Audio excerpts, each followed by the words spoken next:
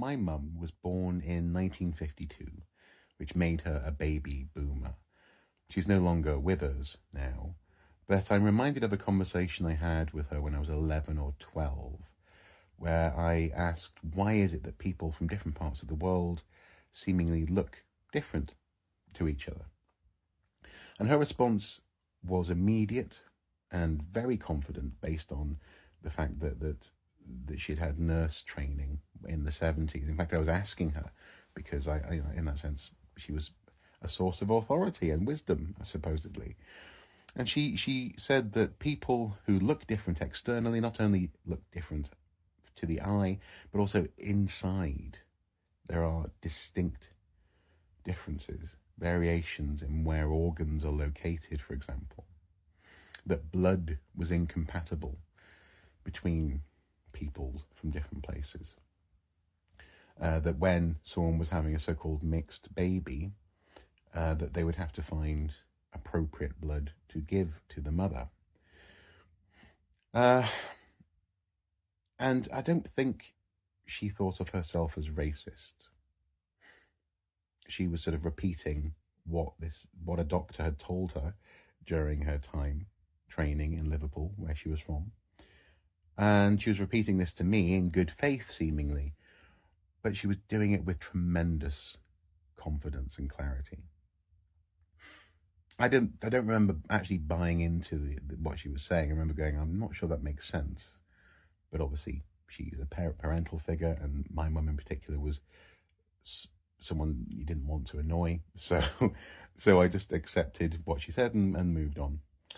But it's come back to the forefront of my mind in recent days because of an executive order that Donald Trump issued a couple of days ago, talking about restoring truth and sanity to American history.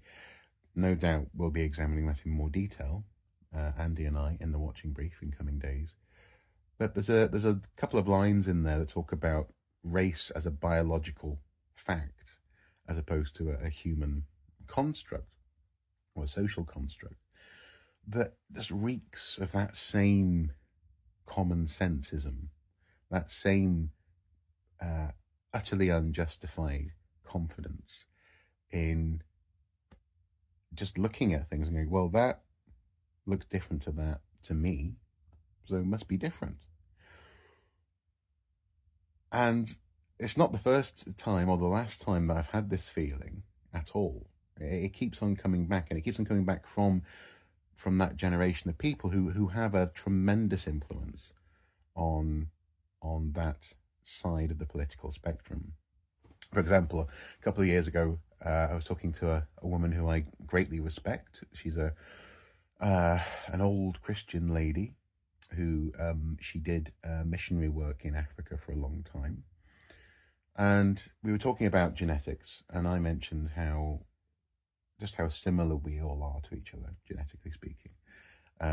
Never mind how similar we are to a banana, for example, or an oak tree, or a bonobo. And she said, no, that can't be true. That can't be true.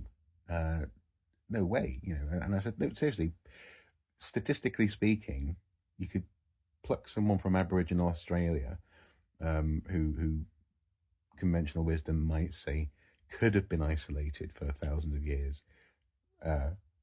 prior to contact, and examine their DNA, and there wouldn't be much in the way of difference, apart from some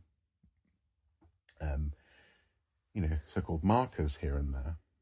And she was so convinced that that wasn't true. She was so sure that she played the elder the elder card, not the eldar card, the elder card. It was a sort of, well, come on now, don't be silly.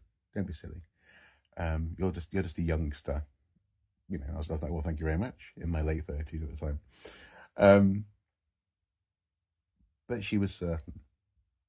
And it feels as though we're coming up against that in its largest form at the moment, where a sort of common sense approach, a sort of, oh, don't be silly, it's just obvious, to academia of all stripes, medical research, obviously humanities, geography, Gulf of America, anyone. Um, and it's going to demand, and does demand, a solid intellectual response, but also uh, one that's willing to meet blow for blow the certainty, and in some cases the rhetorical aggression that's deployed in executive orders that talk about the biological reality of race, for example. Incidentally, for people who don't know, there's a reason that anthropologists and archaeologists and others don't use or have shied away from using the word race, certainly for my lifetime. And that's because it's really hard to actually be specific about what it's describing. Actually, in that conversation with that old lady, I was talking about how within the so-called Caucasian category, there's more variation than there is unifying factors. And the closer you look, the more obvious it is that these are arbitrary distinctions that we've made between humans. An awful lot of it comes out of post-slavery race science and an attempt to justify having colonial holdings, and the need to justify what had been horrific behaviour on the part of the British Empire in particular. Through a ranking of humanity, and of course the people doing the ranking were at the top. But it's interesting how flexible that is. Irish can be white for some people and not at other times. Italian, so on and so forth. Often nations who were deemed to be less than desirable when often less than white.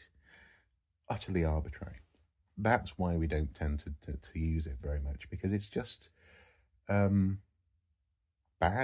It's bad science, and it's clearly rooted in desperate attempts to justify bad behavior, to be blunt.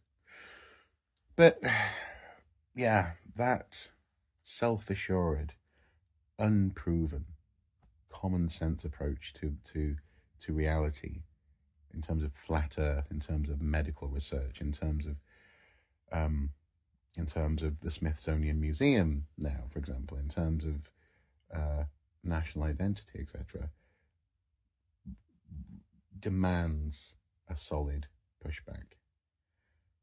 At the moment, I'm not sure I have the energy to do it consistently. That's the problem. Because we've been fighting this for this growing thing, certainly within archaeology world, for better part of 20 years now, I guess, before I became an archaeologist, before I graduated. It's been growing and growing, and now it's here, and it's mainstream. When the President of the United States says something, unfortunately, no matter who he is, it's become a mainstream statement. So I suppose a calm, collected response filled with moments of self-care, taking it some time just to lie down and read a book, but also not giving any ground on this stuff is going to be absolutely crucial. I'm going to do my best not to lose my mind while doing it, but also to be a stalwart and rigorous. And I invite you to join me, how and where you can, and in a way, and yeah, crucially in a way that's not going to compromise your mental health either. For example, this weekend I've taken utterly time off news, and haven't edited last week's watching brief yet, because I just needed a break. But we're going to have to get back to it, and I'll see you in the trenches.